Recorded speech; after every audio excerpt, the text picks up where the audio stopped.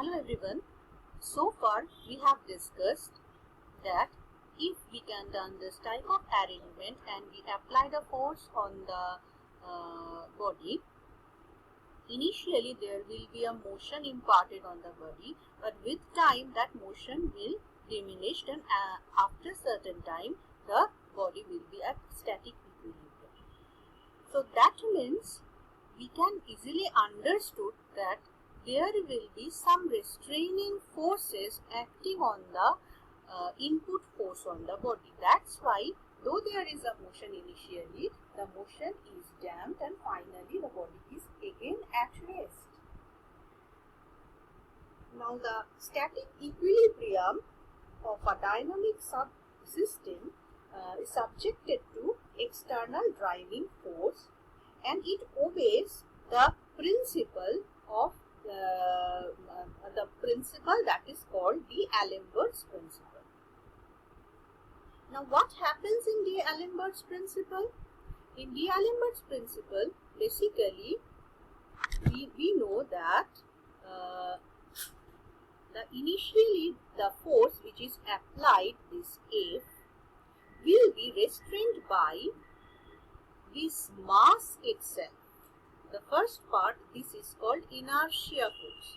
So this force will be restrained by the mass, by its inertia force, and in the Newton's law of forces we also know that all the algebraic summation of the force should be restrained by is converted into mass into acceleration. So this is the inertia force. Okay.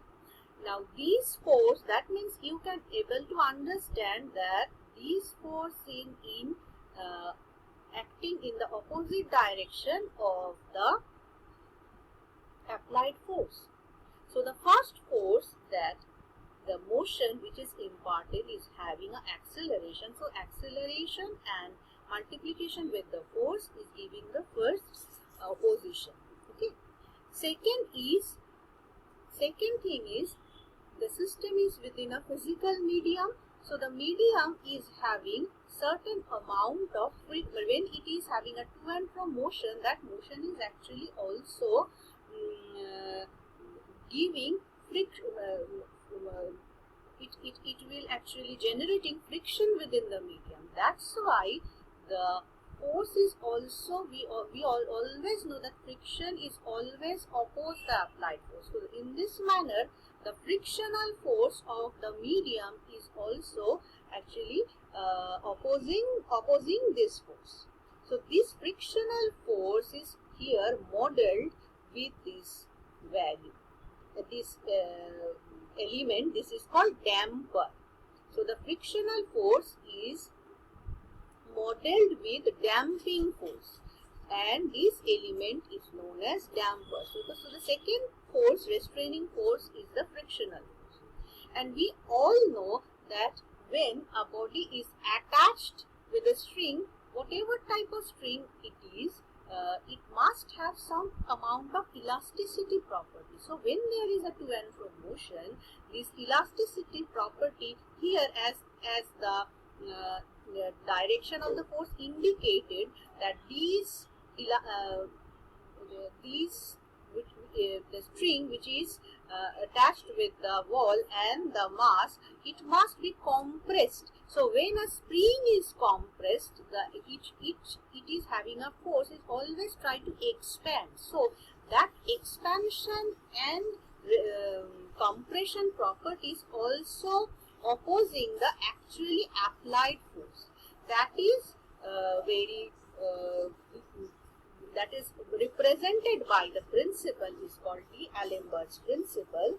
So for any that actually tells us that for any body, the algebraic sum of externally applied forces and the force restraining motion in any given direction is 0. And what is its mathematical interpretation? If the applied force is F, this F will be opposed by the inertia force M plus the damping force Fd as well as the elasticity property Fk. So this will be the mathematical expression of D'Alembert's principle. Okay.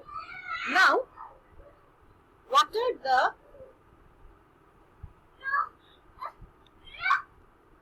so when we are going to implement the modeling of mechanical elements, we need to consider three things. One is the mass. What is mass? Now we know that mass is responsible for the energy when if it is in a fixed position, it doesn't have any motion with it. So the height and the gravitational force along with mass create the potential energy. But the way we are considering, as due to application of the applied force, we are imparting some motion within the system. So this mass actually, it is the property of element that stores the kinetic energy. Okay, it stores the kinetic energy of translational motion. So we are considering the mass as an element of modeling. Clear? Next is we are considering the damper. So what damper is actually doing? This damper is actually providing the frictional force. Frictional force is provided by the damper. So we are considering the second element as damper to restrain the motion and make the system back to static equilibrium. And the third content what we are taking, that is basically, we know when there is a change of position, the potential energy is changed due to the height, the mgh. M and G, these factors are similar, they are constant, but due to the height, the potential energy is changed. In case of spring, we also know that due to the displacement, basically its energy the energy it contains is actually changing, and that is actually basically the potential energy. So the spring is considered to be element that stores the potential energy. So, and this is energy, this potential energy is also actually restraining the applied force on the body and try to maintain the static equilibrium. Okay.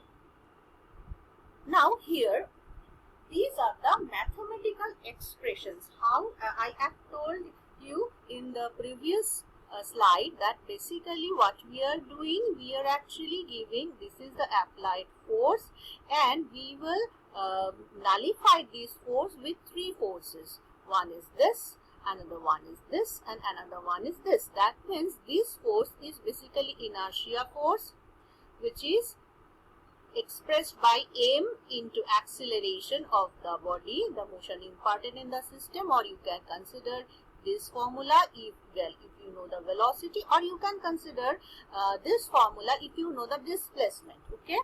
Next is, so this is actually the first restraining force, inertia force. So this is Fi, and next is, this is the Fd, damping force. What is damping force? You know, when within a system, if you pass with a high velocity, just like meteor, you know, when the meteor is coming towards our Earth, due to the frictional force, it actually burns, and that means why it actually burns? Actually, the frictional force is converted into heat energy. So when it is coming down towards Earth, it is having a very high speed. It is having a very high velocity. So the frictional force, when for a moving body, if the body is moving faster, the frictional force will be more. Okay, so that means the frictional force is proportional to the velocity. Okay, velocity v. So that's why I have written. So if we think of a variational constant, we can give a variational constant as d with v. So this is the expression. This is the expression, and V can be substituted by dx dt, where x is the position. So the second part is actually Fd, which is giving you the damping force, damping coefficient. Okay, and the third, you know, the elasticity is basically proportional to the elongation. Elongation means displacement. So F for elasticity, for this elasticity property, Fe suppose is proportional to the elongation. So I can write that Fe, this force, is equal to some constant into x. So this constant is taken into k. So the third part we are going to model it will be with Fe. So this force that is applied to the body will be opposed by Fi, that is inertia force, Fd and Fe, and these three are the formulas what we have to use instead of Fi, Fd, Fe. Understood? Okay. So now I stop. So I think you understood what I want to mean. That means how we actually, for a translational system, how we move for a static equilibrium when there is a force subjected to the system, how it again attains the static equilibrium. What are the actually restraining forces associated? So we have discussed all this. Okay, thank you.